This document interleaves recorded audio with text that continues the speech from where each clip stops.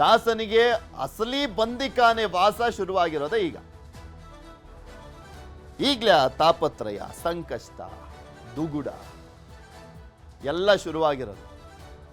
ನಿಜವಾದ ಜೈಲು ವಾಸ ಏನು ಅಂತ ಫೀಲ್ ಆಗ್ತಾ ಇರೋದೇ ಇವಾಗ ದರ್ಶನ್ ಅವರಿಗೆ.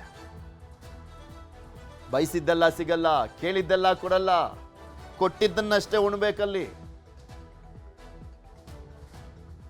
ಅಲ್ಲಾದ್ರೆ ಸಿಗರೇಟು, ದೊಡ್ಡ ಲಾನು, ವಾಕ್ ಮಾಡೋಕ್ಕೆ ಎಷ್ಟೊತ್ತಿಗಾದ್ರು, ಮಾತಾಡೋಕ್ಕೆಲ್ಲ ಗೊತ್ತಿದ್ದವರಿದ್ರು, ಆರಾಮಾಗಿ ಮಾತಾಡಿಕೊಂಡು ಕಾಫಿ ಟೀ ಎಲ್ಲ ಕುಡ್ಕೊಂಡು ಆರಾಮಾಗಿದ್ರು. ಬಟ್ ಇಲ್ಲ, ಹಂಗೆಲ್ಲ ಇಲ್ಲ. ಇಲ್ಲಿ ಅವ್ರು ಏನು ಕೊಡ್ತಾರೆ, 450 ಗ್ರಾಮ್ ಅಂದರೆ 450 ಗ್ರಾಮ್ ತಿಂಡಿ. ಇವತ್ತು ವಾಂಗಿಬಾತ್ ಅಷ್ಟೇ ಅಲ್ಲ ಕೊಟ್ಟಿದ್ದು, 450 ಗ್ರಾಮ್ ಏನೋ ಕೊಟ್ಟಿದ್ರು ವಾಂಗಿಬಾತನ್ನು.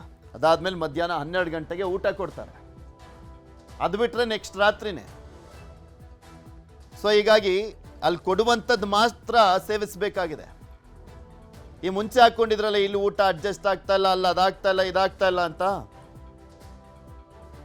ಅದೆಲ್ಲ ಜಸ್ಟ್ ತೋರಿಕೆಗಷ್ಟೇ. ನನಗೆ ಊಟ ಸರಿ ಆಗ್ತಾ ಇಲ್ಲ, ಇಲ್ಲಿ ಸುಸ್ತಾಗ್ಬಿಟ್ಟಿದೆ, ಊಟ ಅಡ್ಜಸ್ಟ್ ಆಗ್ತಾ ಇಲ್ಲ, ಅದೆಲ್ಲವೂ ಕೂಡ ತೋರಿಕೆಗಷ್ಟೇ. ಯಾಕೆಂದ್ರೆ ಅಲ್ಲಿ ಒಳಗಡೆ ಕೊಡ್ತಾ ಇರುವಂಥ ರಾಜಾತಿಥ್ಯ ಗೊತ್ತಾಗಬಾರ್ದು ಅನ್ನುವಂಥ ಕಾರಣಕ್ಕೋಸ್ಕರ ಅಲ್ಲಿ ಅರ್ಜಿಯನ್ನು ಹಾಕಲಾಗಿತ್ತು.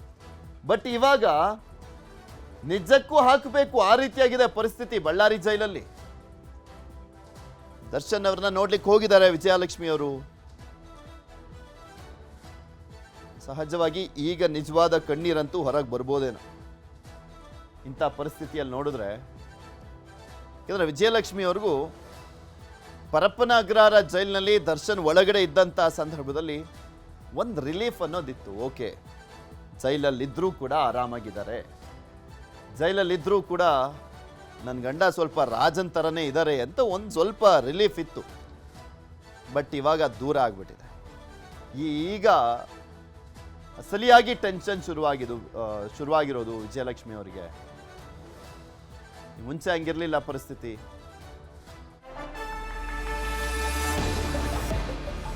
ಮತ್ತು ಒಂದ್ ಕಡೆ ಪತಿ ಜೊತೆ ಚಾರ್ಜ್ ಶೀಟ್ ಕುರಿತಂತೆ ಚರ್ಚೆಯನ್ನ ಮಾಡ್ತಾ ಇದ್ದಾರೆ. ತುಂಬಾ ಮೈನ್ ಎವಿಡೆನ್ಸ್ ಅದು ಚಾರ್ಜ್ ಶೀಟ್. ಭವಿಷ್ಯ ಇದೆ, ಹಣಬರಹ ಇದೆ, 17 ಜನ ಆರೋಪಿಗಳದ್ದು ಬೇಲ್ ಕುರಿತಂತೆಯೂ ಕೂಡ ಚರ್ಚೆಯನ್ನ ಮಾಡ್ತಾ ಇದ್ದಾರೆ. ಚಾರ್ಜ್ ಶೀಟ್ ಸಲ್ಲಿಕೆ ಆಗ್ತಿದ್ದ ಹಾಗೆ ಬೇಲ್ಗೆ ಅರ್ಜಿಯನ್ನ ಹಾಕ್ಲಿಕ್ಕೆ ಯಾವ ಲಾಯರನ್ನ ಇಡ್ಲಾಗಿದೆ, ಯಾವ ರೀತಿಯ ವಾದವನ್ನ ಮಾಡಲಿದ್ದಾರೆ, ಒಂದು ಧೈರ್ಯ ತುಂಬುವಂತ ಕೆಲಸವನ್ನ ವಿಜಯಲಕ್ಷ್ಮಿ ಅವರು ಮಾಡ್ತಾ ಇದ್ದಾರೆ. ಪತಿ ಜೊತೆ ಚಾರ್ಜ್ ಶೀಟ್ ಕುರಿತಂತೆ ಯಾವುದಾದ್ರೂ ಒಂದು ಪ್ರಕರಣದಲ್ಲಿ, ಅದರಲ್ಲೂ ಒಂದು ಕೊಲೆ ಪ್ರಕರಣದಲ್ಲಿ ಅತಿ ಹೆಚ್ಚು ಪುಟಗಳ ಚಾರ್ಜ್ ಶೀಟ್ ಅಂದ್ರೆ ಇದೇ ಫಸ್ಟ್ ಅಂತ ಕೂಡ ಹೇಳಲಾಗ್ತದೆ. 4,500ಕ್ಕೂ ಹೆಚ್ಚಿನ ಪುಟಗಳ ಒಂದು ಚಾರ್ಜ್ ಶೀಟ್ ತಮಾಷೆ ಅಲ್ಲ. 4,500 ಪುಟಗಳಿಗೂ ಹೆಚ್ಚಿನ ಚಾರ್ಜ್ ಶೀಟ್ ಸಲ್ಲಿಕೆ ಮಾಡಲಿಕ್ಕೆ ರೆಡಿಯಾಗಿದ್ದಾರೆ ಪೊಲೀಸರು ಅಂದ್ರೆ ಲೆಕ್ಕ ಹಾಕೊಳ್ಳಿ. ಯಾವ ಲೆವೆಲ್ಗೆ ಪೊಲೀಸರು ಅಲ್ಲಿ ಸಾಕ್ಷಿಗಳನ್ನು ಕಲೆಕ್ಟ್ ಮಾಡಿರೋಣ, ತನಿಖೆಯನ್ನ ಮಾಡಿರೋಣ, ಟೆಕ್ನಿಕಲ್ ಎವಿಡೆನ್ಸ್ಗಳು, FSL ರಿಪೋರ್ಟ್ಗಳು, ಮತ್ತೊಂದು ಕಡೆ ಸಾಕ್ಷಿಗಳ ಹೇಳಿಕೆಗಳು, ಸುಮಾರು 200ಕ್ಕೂ ಹೆಚ್ಚು ಜನರ ಸಾಕ್ಷಿಗಳ ಹೇಳಿಕೆಯನ್ನ ಪಡ್ಕೊಳ್ಳಲಾಗಿದೆ. ಒಂದು 50 ಜನಕ್ಕೂ ಹೆಚ್ಚಿನ ಜನರ CRPC 164 ಹೇಳಿಕೆಯನ್ನ ದಾಖಲು ಮಾಡಿಕೊಳ್ಳಲಾಗಿದೆ. ಒಂದು 15ರಿಂದ 20 ರಿಪೋರ್ಟ್, FSL ರಿಪೋರ್ಟ್ಗಳು, ಟೆಕ್ನಿಕಲ್ ಸಾಕ್ಷ್ಯಗಳು ಇವೆಲ್ಲವೂ ಇದೆಯವಲ್ಲ, ಕಟ್ಟಾಕ್ಬಿಡುತ್ತೆ ಆ ಆರೋಪಿಗಳನ್ನು. ಅದರಲ್ಲೂ ಸ್ಪೆಷಲಿ ದರ್ಶನ್ಗೆ ಮಾತ್ರ ಸ್ಪೆಷಲಿ ಜಾಮೀನು ಸಿಗೋದು ತುಂಬಾ ಕಷ್ಟ ಇದೆ. ಸದ್ಯಕ್ಕೆ ಜಾಮೀನು ಸಿಗೋದು ತುಂಬಾ ಕಷ್ಟ ಇದೆ.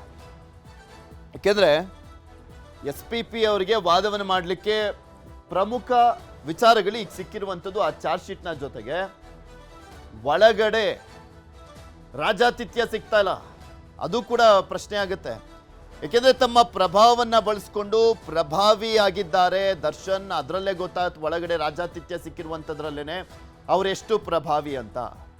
ಅವ್ರಿಗೆ ಜಾಮೀನು ಸಿಕ್ಕಿದ್ದೇ ಆದರೆ ಸಾಕ್ಷ್ಯ ನಾಶ ಆಗುವಂಥ ಸಾಧ್ಯತೆ ಇರುತ್ತೆ. ಸೊ ಹೀಗಾಗಿ ಸಾಕ್ಷಿಗಳನ್ನು ಕೊಡೋದ್ರ ಬಗ್ಗೆ ಸಾಕಷ್ಟು ಯೋಚಿಸಬೇಕಾಗಿದೆ, ಅಂದರೆ ಜಾಮೀನನ್ನು ಕೊಡೋದ್ರ ಬಗ್ಗೆ ಸಾಕಷ್ಟು ಯೋಚಿಸಬೇಕಾಗಿದೆ ಅನ್ನುವಂಥ ವಾದನೂ ಕೂಡ ಅಲ್ಲಿ ಮಂಡನೆ ಆಗ್ಬಿಡುತ್ತೆ. ಸೊ ಹೀಗಾಗಿ ಕಾದ್ ನೋಡಬೇಕು ಏನೇನಾಗುತ್ತೆ ಅಂತ ಹೇಳ್ತಾ ಇದ್ನಲ್ಲ. ಒಂದು ಕೊಲೆ ಪ್ರಕರಣದಲ್ಲಿ ನಮ್ಮ ರಾಜ್ಯದಲ್ಲಿ 4,500 ಪುಟಗಳ ವರದಿ ಚಾರ್ಜ್ ಶೀಟ್ ದೋಷಾರೋಪ ಪಟ್ಟಿದೆಯಲ್ಲ, ಅದು ಸಲ್ಲಿಕೆ ಆಗ್ತಾ ಇರುವಂಥದ್ದು ಇದೇ ಫಸ್ಟ್ ಟೈಮ್ ಅಂತಲೂ ಕೂಡ ಹೇಳಲಾಗ್ತಾ ಇದೆ. ಆ ರೀತಿಯಾಗಿ ತನಿಖೆ ನಡೆದಿರುವಂಥದ್ದು ಇಲ್ಲಿ.